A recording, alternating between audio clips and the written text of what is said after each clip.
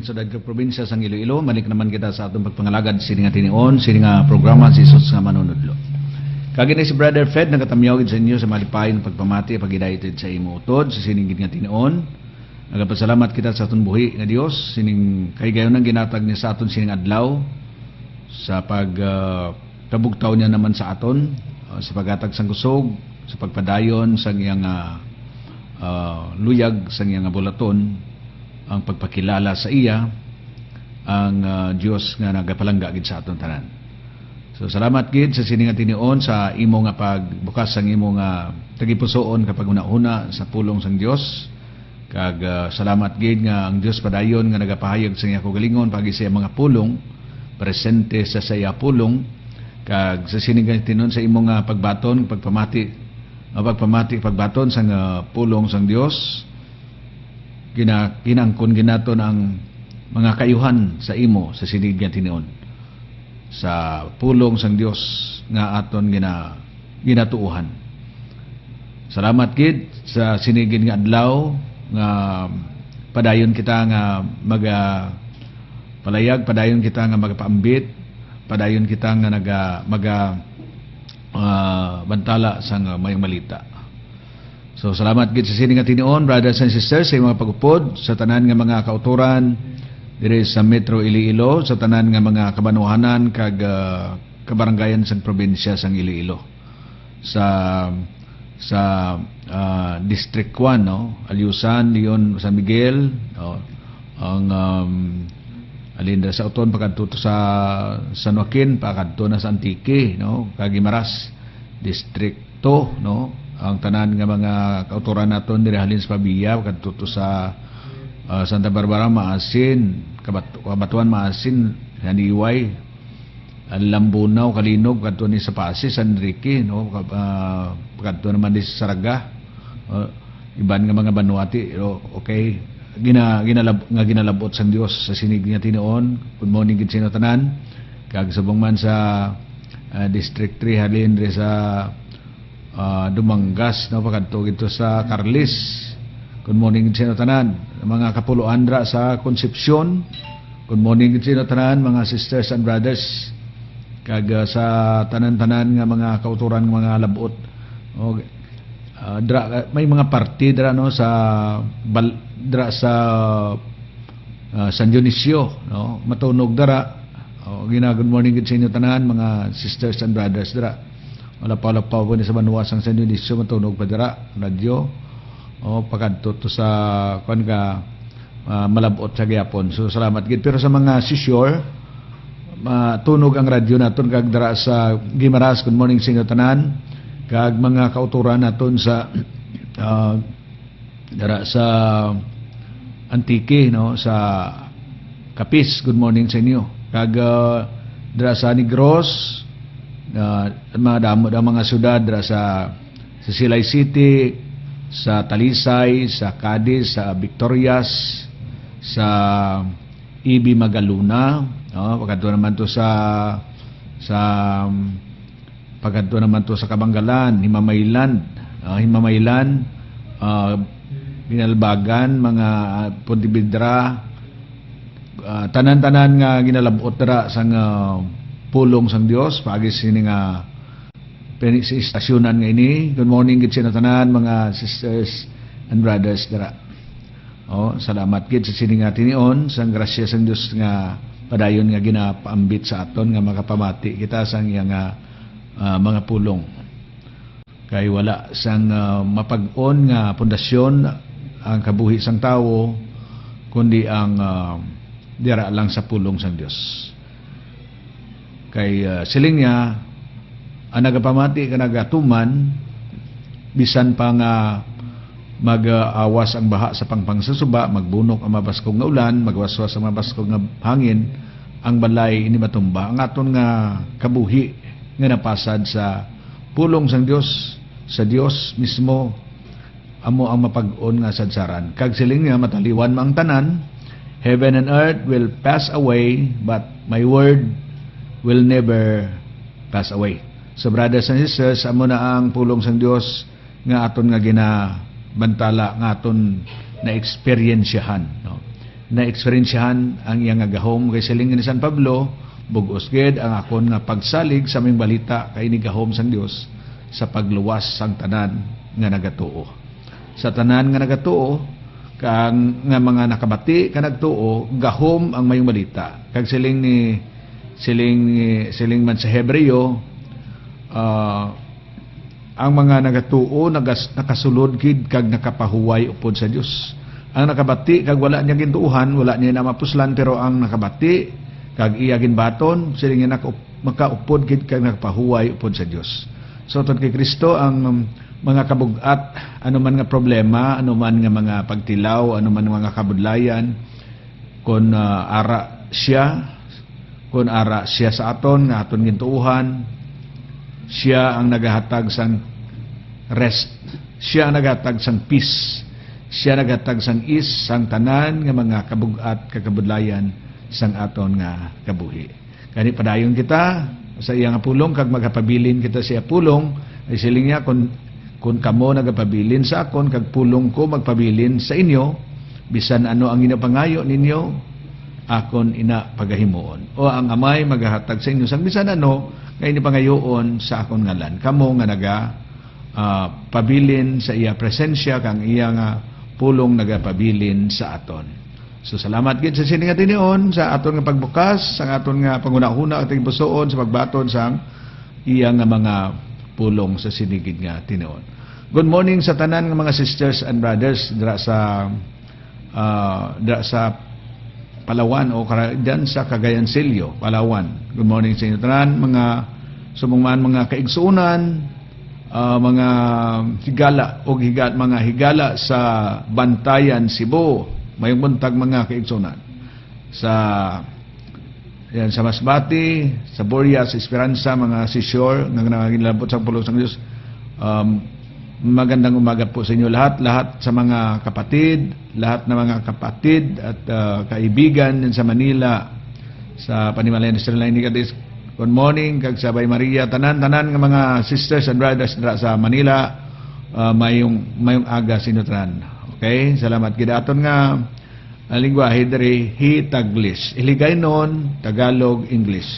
So for the sake sa mga iban nga mga kauturan nga iban nga lugar, no, malabutan sini paagi sa Facebook, sa internet, ginakiter kamo, no, sang paagi sini nga programa nga ang Dios padayon nga nagalabot, kapadayon nga nagatudlo gid sa aton para gid sa aton kayuhan. So siya ang siya nagatudlo, siya nagapatag sa aton, siya manunudlo. Ang aton nga referensya diri ay ang pulong sang Dios, Biblia, kag Espiritu Santo nga nagahatag sang enlightenment sa aton, paagi sa aton nga pagbaton sa pulong, magabukas ka maghatag sang paghangop sa aton, maghatag sang ibalo sa aton kag paghangop. So brothers and sisters, tanan nga mga kautoran aton sa Singapore, good morning sa inyo dira. Ang Dios nagalabot sa inyo dira, kami mga kautoran kita nagakadto dira, no? Nagadala sang sa mayong balita dira. Good morning sa inyo dira mga kautoran dira sa Singapore, sumang man sa Taiwan, no, bago lang nakaiwat sang first anniversary ang mga kautoran dira. So salamat gid sa tumuhi nga Dios sa inyo ay nga padayon nga pag-upod sa inyo dira. Padayon nga tungod sang katutom sang Ginoo kag padayon sang provide sang Dios sang iyang grasya, sang iyang presensya dira sa atong mga kautoran sa Taiwan. Good morning sa inyo. Sumuman sa Korea, sa Japan, sa dira man sa Hong Kong, mga sisters sa Hong Kong. Good morning sa inyo tanan. Nag-join sa siningatin sa Facebook. Kabiyanan, good morning sa inyo mga sisters and brothers. Ang Diyos padayon nga nagahatag sa kusog kagabakod, kakaisog sa inyo dira. Padayon nga trabaho kag siyempre padayon nga nagatipon dira sa ngalan sa Ginoo. So, sa ngalan sa Ginoo sa pagpadala sa community dira man sa inyo. So salamat gid no kay mga kuturan man tangin padala, may mga kuturan man gid padala dira no komunidad nga magapaambit man sang may balita dira sa inyo. So good morning mga sisters and brothers dira sa Hong Kong. Good morning sa inyo tanan kag subong man sa mga kauturan dira sa Canada. Good morning sa inyo tanan mga sisters and brothers sa Canada, sa US, sa dan sa Dubai, yun sa Australia, sa New Zealand, sa Italy, sa Spain. Diin man kamo nga bahin sang kalibutan. Ang Dios padayon nga nagalabot sa inyo paagi sa sini nga programa sa presente ang Ginoo is omnipresent God sa mga nagapamati nga nagabaton sa inyo mga pulong sa sinig nga tinion. Ang Dios padayon nga maghatag sang kusog kagabakod sa inyo dira. So salamat gid sa sining nga tinion kag ang tanan ka mga leader sa community sa aton hindi serban Brother Edwin A. Daulo kag sa ibog sa Panimalay. Good morning gid kag subong man sa aton nga mga kaparian.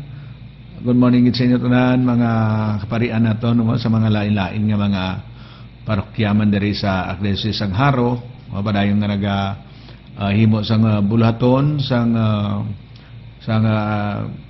Archdiocese no sang Ginoo sa pagi sa lain-lain dira nga mga parokya no diri sa Archdiocese sang Haro. Pod sa aton man nga chaplain no Father Lorenzo Camacho.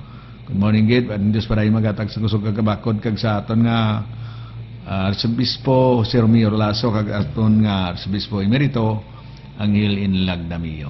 So salamat gid sa sining tinong kag padayon ang aton diri mga activity kag sa Sunday ngini aton nga Lord's Day diri sa Hibaw-an diri sa aton nga center no sa ang Dios Gugma Formation Center ang ginahiwat ang aton diri nga Lord's Day sa Sunday na nga ini aga pa diri naga-start alas 10.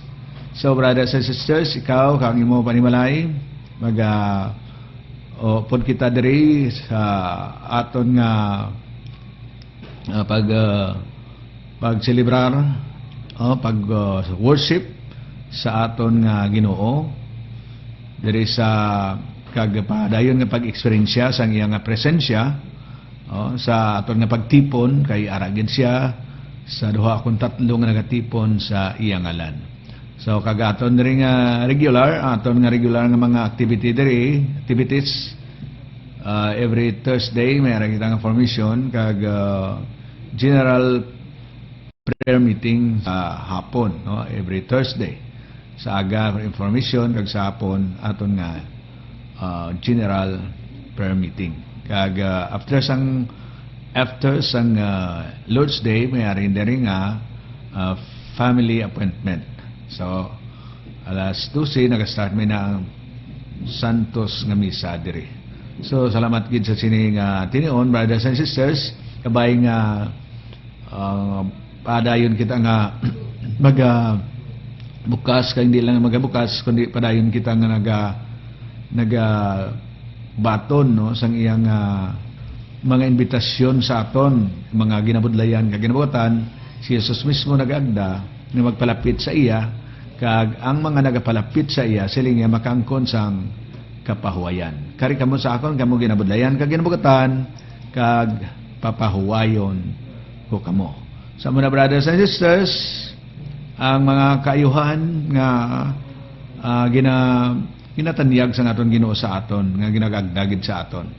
So salamat gid sa imo nga pagupod sini nga tinuon brothers and sisters. Kay balik kita dugay-dugay brothers and sisters. So ang pagtuo nagaabot pagi sa pagpamati sang pulong sang Dios. Amo na brothers and sisters siling ni San Pablo paano sila makapanawag kung wala sila nagatuo.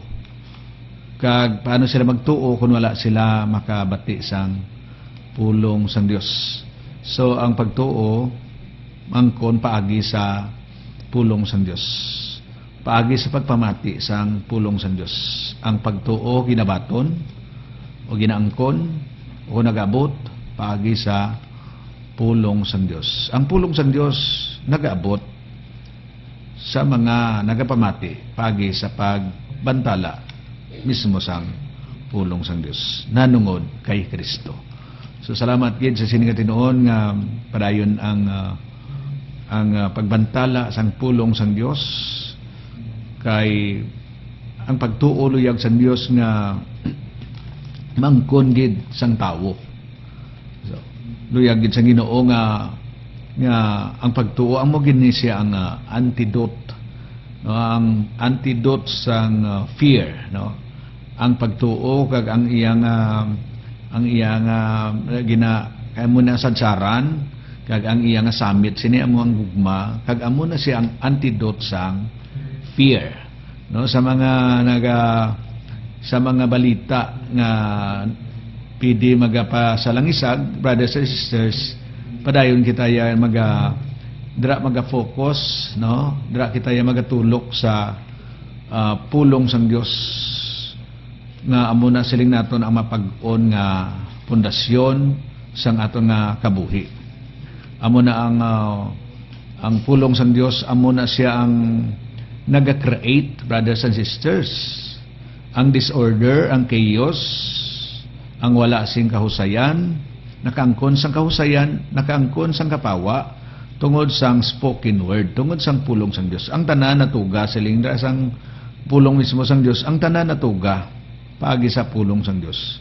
Kag wala sing natuga kundi pagi sa pulong sang Dios. So sa ginsuguran siling dara yara ang pulong kaupod sa Dios kag pulong Dios. Kag sa nagakaigo nga tion ining pulong nga ini nag-incarnate ini siya kag nagpuyo sa tunga naton. Ang giningalan ay ning pulong nga nangin tawo amo si Jesus. So brothers and sisters, padayon naton ginabantala si Jesus, padayon naton ginabantala ang pulong sang Dios. Okay? Sige, magapamati kita no sang kanta sa sining tinion. Padayon kita nga magalakat sa aton nga pagtuo sa aton buhi. Kagamahanan nga Dios ang aton mahigugmaon kag okay. So amo na brothers and sisters, ang aton nga padayon niya ginakayo. So salamat gid sa grasya nga nabatian ta, no? Nabatian ta ang pulong sang Dios.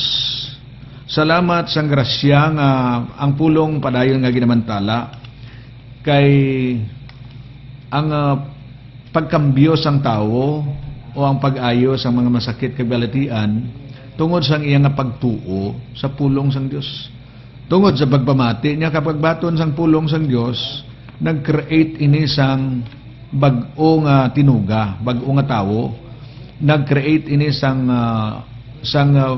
pagpang-ayo sa mga masakit kag balatian.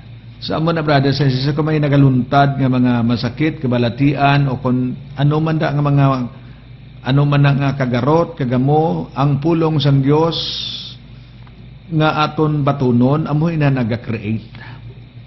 Amo ina nagatuga. Kaya ang tanan na tuga paagi sa pulong sang Dios nga ginaproklamar. Na paagi sa pulong nga ginproklamar ang tanan nga makita natuga. Amo na brothers and sisters, padayon naton ginabantala ang pulong sang Dios. Subong ako isa man ka beneficiary nga tungod sang pulong sang Dios nagahatag gid tuod sang konbersyon. Amo na nga hindi iya inbinto. Hindi inbinto ang pagbag-o sang kabuhi bisan ano mo nga himudos, ano mo nga paninguha. Hindi mo na mahimo kay kun mahimo man lang ya, hindi na siya makadto dire agod nga solusyonan ang problema sang kabuhi sang tawo nanungod sa sala. Kay si Jesus amo na ang bot silingon, nagkari siya Jesus bot silingon, magaluwas gid sa tanan ta nga mga sala. O kinanglanon pulong sang Dios sa aton kabuhi, sa pagtuo sa pulong sang Dios sa aton kabuhi samtang nga naga-journey kita diri. Na brothers and sisters, kinanglanon samtang nga nagapanglakaton kita sa aton journey towards sa aton nga goal, sa aton nga matutuod gid nga puloy-an. Brothers and sisters, ang aton ang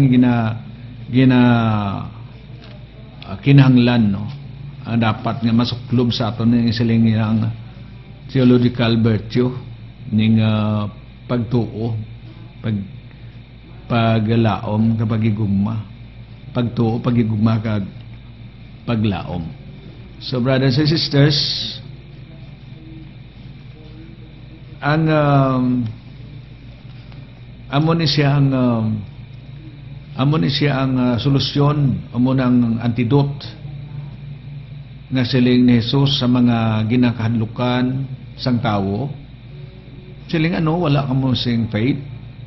Sang gindala nagapanglakaton sila, no, dra sa Mark chapter 4 nga nagapanglakaton, nagasakay sila sa sakayan. Si Jesus nagatulog-tulog lang, nagaabot ang lagko nga mga balod baskog hangin. Grabe gid ang kulba sa mga apostoles. Grabe gid ang kulba sa mga apostoles.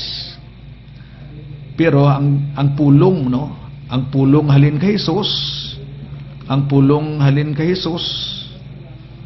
amo na ang nagpakanay, no, ang pulong halin kay Jesus ang nagpakanay sa tong mabaskog hangin kag nagpauntat sang balod. Ang pulong ni Jesus. Kag ginapamangkot sila ni Jesus, wala pa balasing pagtuo. Amo na siling ni pamangkot ni Jesus. So brothers and sisters, si Jesus lang ang nagpakalma sa storm, no? Amo na may kanta, with Christ in my vessel I can smile at the storm. Di kun upod mo si Jesus, di mo na ambal niya, way kamo sang pagtuo nga upod ninyo ako, nga ako ang makapakalma sang storm. Gani, with Christ in my vessel I can smile the storm. We can smile at the storm. So amo na brothers and sisters, si Jesus nagpinatigil niya ang unos sa pamamagitan ng kaniyang salita. Sinabi niya, be still. Sinabi ni Jesus, be quiet, be still. At ang hangin ay tumigil, tumahimik ang dagat. Yan brothers and sisters, sa pamamagitan ng salita ni Jesus. Sa pamamagitan ng salita ni Jesus. At sinabi ni Jesus sa kanila, do you still have no faith? Do you still have no faith? Hindi kayo believe na kasama niyo ako? So kailangan brothers and sisters, alam natin na hindi tayo pinabayaan ng Diyos sa ating paglakbay. Ang Diyos ay higit sa lahat at ang Kaniyang pangalan ay higit sa lahat ng mga pangalan. Yan, si Jesus na pumarito at nagpakumbaba, nagpaalipin at sumunod sa kalooban ng Ama kahit sa kamatayan sa cross, at binigyan siya binigyan siya ng tinaas siya at binigyan ng pangalan na higit sa lahat, no? Pangalan na makapangyarihan. Mabasa natin ito sa dito sa Pilipos chapter 2. Ito ang sabi ng salita ng Diyos. Ito ang ating reference. Ito ang sabi ng banal na kasulatan. Ang kasulatan na dito inahayag sa salita, ang salita na pinapahayag dito sa kasulatan. Sabi dito, kahit Diyos siya, he always had the nature of God, but he did not think that by force he should try to remain equal with God. Hinubad niya lahat yan. Instead of this, of his own free will, he gave up all he had and took the nature of a servant. Sa Tagalog version, alipin. He became like a human being and appeared in human likeness. He was humble and walked the path of obedience all the way to death. Kahit ang kamatayan hanggang sa kamatayan sa cross. His death on the cross. For this reason, God raised him to the highest place above and gave him the name that is greater than any other name. Binigyan siya ng pangalan, itinampok siya ng Diyos at binigyan ng pangalang higit sa lahat ng pangalan. Narinig ba ito? Narinig ba natin to? Binigyan siya ng pangalan na higit sa lahat ng pangalan. Ano bang pangalan din mas mahigit pa sa pangalan ni Jesus? Meron bang pangalan dito na higit sa pangalan ni Jesus? Ang coronavirus, higit pa ba yan sa pangalan ni Jesus? Ang dengue ba, higit pa ba yan sa pangalan ni Jesus? Kahit na ang mga sakim na tao, kahit ang pangalan na sakim, kahit ang pangalan mainggitin, kapag nakasumpong kay Jesus, kapag na tumimo sa kanyang puso ang salita ni Jesus, may kapangyarihan, maranasan ang kapangyarihan ni Jesus na higit pa sa pangalan na yan, na mga espiritu na yan, brothers and sisters. Yan ang ating, ito ang may mabuting balita na dapat nating tanggapin, brothers and sisters. Ang pangalan ni Jesus ay higit. God gave him the name that is greater than any other name. And so, in honor of the name of Jesus, all beings in heaven, on earth, and in the world below will fall on their knees, and all will openly proclaim that Jesus Christ is Lord, to the glory of God the Father. Yan, brothers and sisters, ang ating panghawakan na mahigpit na paghawak sa salita ng Diyos. Hindi mapapanik ang tao kapag mahigpit ang kanyang paghawak sa salita ng Diyos. So, brothers and sisters, kung maluwag ang ating paghawak, yan ang problema. The more na may mga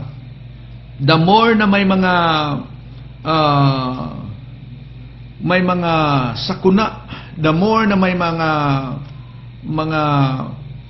mga karamdaman, brothers and sisters, the more na mahigpit ang ating pagkapit sa Panginoon.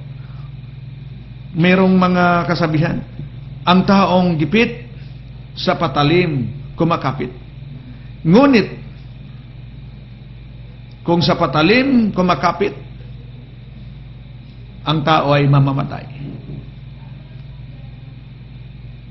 Kapag tayo gipit, lalong kumakapit tayo kay Jesus. Lalong kumakapit tayo kay Jesus. Ng kanyang pangalan, higit sa lahat ng mga pangalan, at ang pangalan niya ay magliligtas sa atin sa lahat ng mga virus na yan. Brothers and sisters, ang kasalanan, isang virus yan eh. Kasalanan. Ang virus, pumasok sa sanlibutan, virus ng kamatayan. Usapan natin ang virus ng kamatayan. At yan ang kinatakutan ng tao. Kaya natakot ng tao na mahawaan ng kamatayan ito. Ngunit hindi ito mapigilan dahil sabi ng kasulatan, dahil sabi ng Romans chapter 5, ang kasalanan ay pumasok sa sanlibutan sa pamamagitan ng isang tao, at ang kamatayan sa pamamagitan ng kasalanan niya. Dahil dito, lumaganap ang kamatayan sa lahat ng tao. O, nag-viral, di ba? Lumaganap din eh. O, lumaganap ang kamatayan sa lahat ng tao sapagkat ang lahat ay nagkasala. Hindi sana nangyari ito kung hindi pumasok ang kasalanan. Kung walang kasalanan, sana walang suffering, walang sakit. Dahil ang tao ay pinagkalooban ng Diyos ng tinatawag na impossibility. Pinagkalooban ng Diyos ang tao ng immortality. Yan, brothers and sisters, ang katotohanan.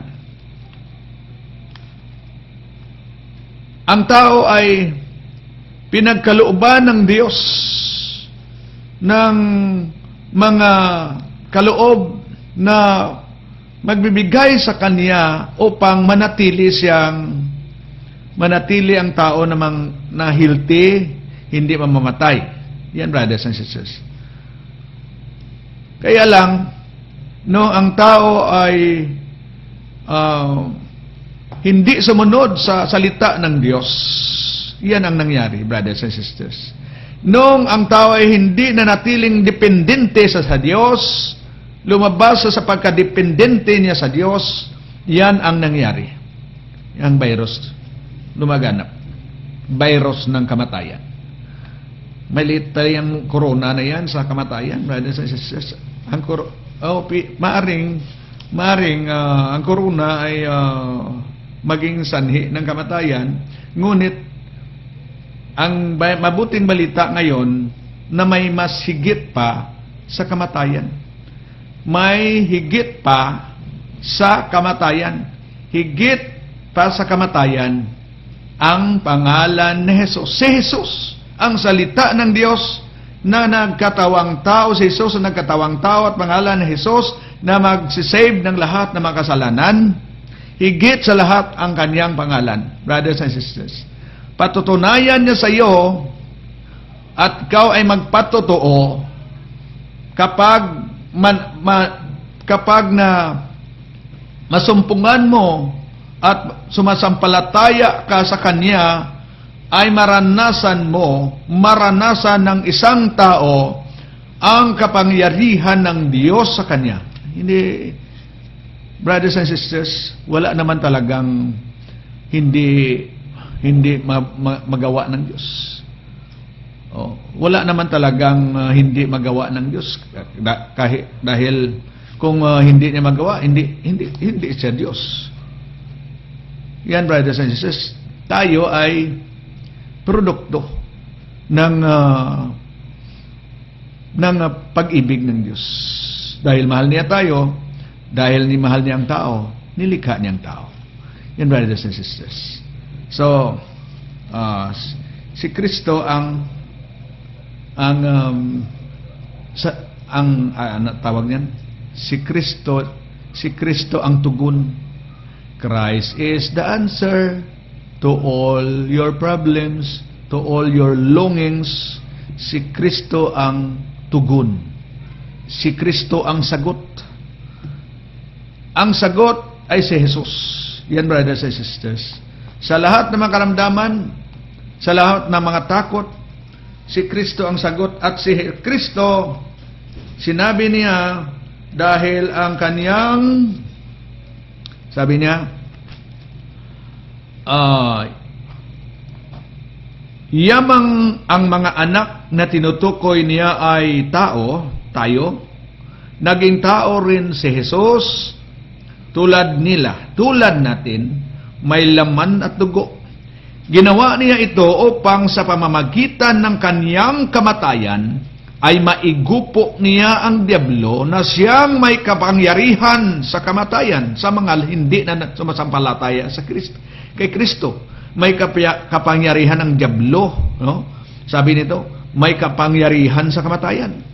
Sa gayon, dahil sa kanilang takot o O sa gayon, pinalaya niya ang lahat na naging alipin habang panahon dahil sa kanilang takot sa kamatayan. Yan, brothers and sisters. Fear of death. Ito ang resulta after na nagkasala ang tao. Ito ang resulta right after ang tao ay sumuway sa Diyos. Ngunit, brothers and sisters, after ng pagsuway at may condemnation, pumarito si Jesus sa mga makasalanan. Pumarito siya sa mga makasalanan sa pagpabalik ng makasalanan sa Diyos. Yan, brothers and sisters. Sa pagpabalik upang tao ay makabalik sa Diyos. Pumarito si Jesus upang ang lahat na mga matakutin ay palayain ni Jesus sa takot at bigyan sila ng kapangyarihan na ang takot ay matakot. Ano ba yan? So, brothers and sisters, binigyan ng kapangyarihan. Kaya ang mga takot na mga apostoles noon, nung hindi pa sila pinagkalooban ng kapangyarihan ng Diyos, ng Espiritu Santo, takot talaga. Takot talaga sila. Ngunit nung kinasiyahan sila ng Espiritu Santo, hindi na sila natakot kahit ibigay pa nila ang kanilang buhay. Hindi na sila natakot. Kahit ibartolina sila, kahit nga ang iba kahit tinatawag yan, ginagawang panghapunan ng mga leon. Kagaya ni Saint Ignatius, sabi niya,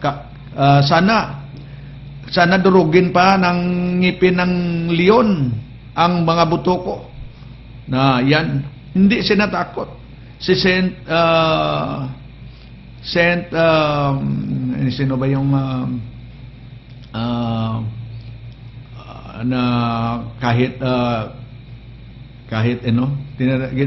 parang ginawa sang inihaw. Inihaw, hindi siya natakot. Yan, brothers, ang kapangyarihan na nasa taong sumasampalataya sa salita ng Diyos, sa taong sumasampalataya kay Kristo. And brothers and sisters. Okay? So, ang mga epidemya, brothers and sisters, sabi ng salita ng Diyos dito sa Kronika, sabi dito,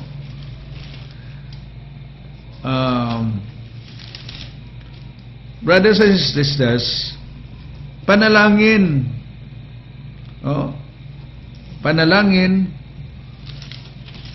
ang solusyon ng Panginoon. Panalangin sa kay Jesus na si Jesus ay ang kaniyang pangalan ay higit sa lahat ng mga pangalan. And brothers and sisters, ang sabi ng Kronika, sabi niya,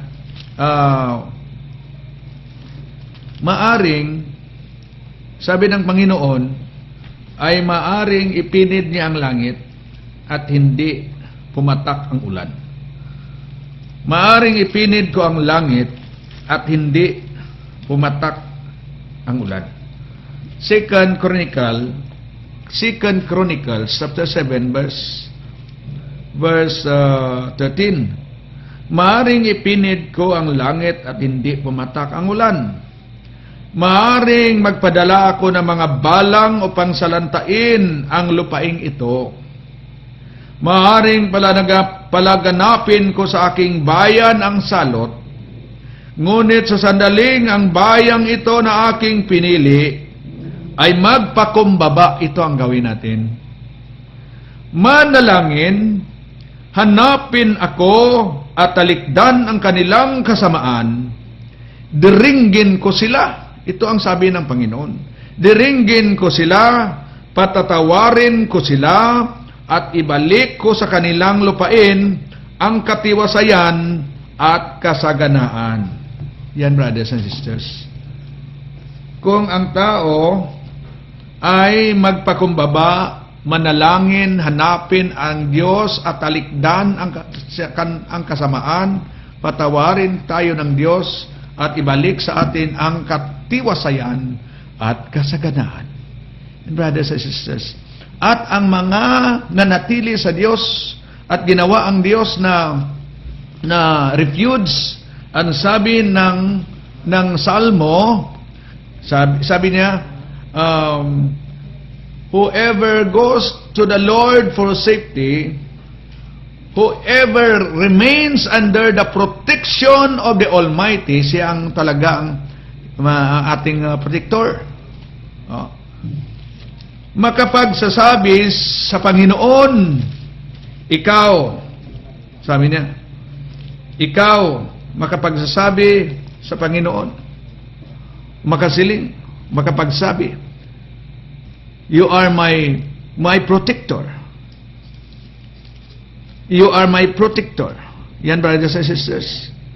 Makapagsabi, muog kat hanan. Ikaw ang aking Diyos, ang Diyos na tangi kong pinagtiwalaan.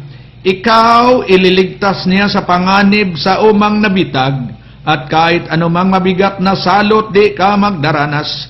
Lulukoban niya ng lilim, sa lilim ng kanyang malabay na pakpak. Sa kalinga niya ay natitiyak mo na ikaw ay ligtas. Kailangan talaga, brothers, tiyakin natin na nasa kalinga tayo ng Panginoon. Iingatan niya at ipagsanggalang sapagkat siya'y tapat na Diyos.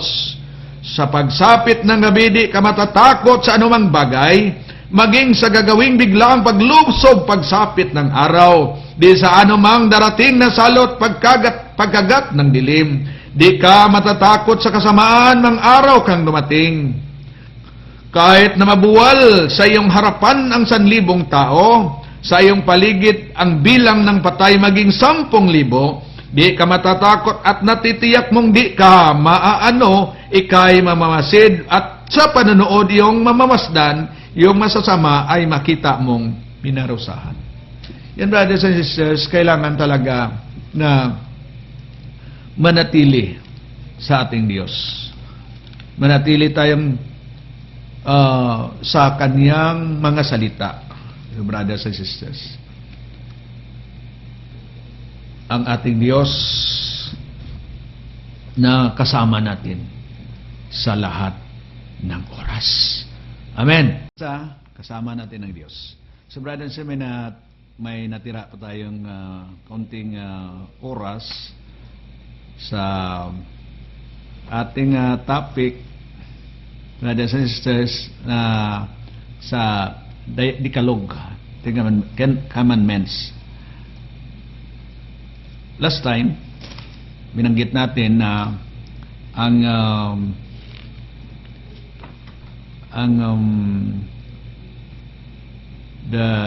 the difference between atheism and agnosticism.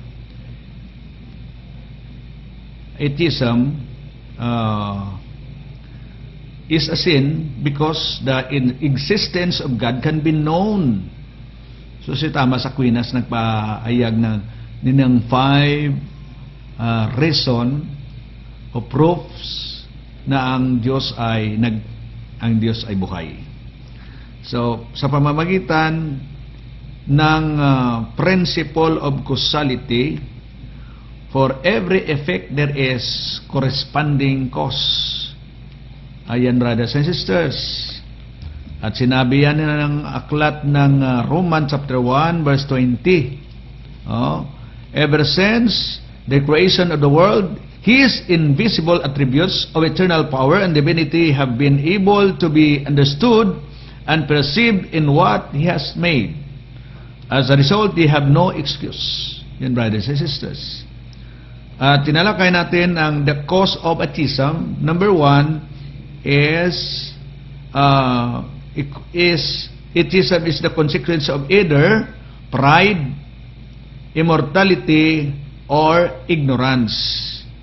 immorality or ignorance. Proud persons, because of their intellectual or social success, tend to replace God with their ego or with ideologies. Yan, brothers, replace niya ang Panginoon. Replace niya ang Panginoon sa mga bagay. Immorality, the desire to be independent of any morality, is atheism. The believers are committed to God's commandments, while atheists are the masters of their own morality. Sila na ang kung ano ang gusto nila. Kaya ang sabi ng kasulatan, the fool says in his heart, there is no God. Wala ng Diyos. Ginawa na nilang Diyos ang kanilang mga sarili. Sabi ng kasulatan, they are corrupt. They do abominable deeds. There is none who does good. Ignorance people born in unbelieving families in societies that remain ignorant about God, existence, and love. So yan, brothers, depende rin kasi sa naghubog sa atin. Yan, brothers and sisters, ang karamihan. So, sabi ni St. Paul, sinabi natin kanina, paano sila maniniwala kung hindi sila nakapakinig ng salita ng Diyos. Kaya patuloy natin pinapahayag ang mabuting balita. Agnosticism, a sin because it makes a person indifferent to God and to spiritual matters, and engrossed in materialism and hedonism. So agnosticism, brothers and sisters, na ang kanilang ang tao ay walang pakialam sa Diyos, walang pakialam sa mga spiritual matters, walang pakialam sa salita ng Diyos, walang kabuluhan. Yan, brothers and sisters, sa agnosticism, pleasure seekers. Kaya sinabi ni San Pablo, a person will reap only what he sows, because the one who sows for his flesh will reap corruption from the flesh, but the one who sows for the Spirit will reap eternal life from the Spirit. So, brothers and sisters, lahat na yan, kala ng tao, wala ng katapusan, kaya ang mga pandanaliang aliw dito sa sa sanlibutan ito, ay nagdululot o nagdadala sa tao sa kapahamakan na walang hanggang kapighatian. Ang panandaliang aliw sa sanlibutan ito sa kasalanan ay magdudulot o magdadala sa walang hanggang kapighatian, walang hanggang kapahamakan. Yan, brothers and sisters. So, tuloy natin ito sa sunod nating pagsasama sa programang ito, Jesus the Teacher, si Jesus ang manunlo. Nais lang natin pinapasalamatan ang ating mga kapatid na patuloy sumusuporta upang ang buting balita ay mapahayag sa papawid.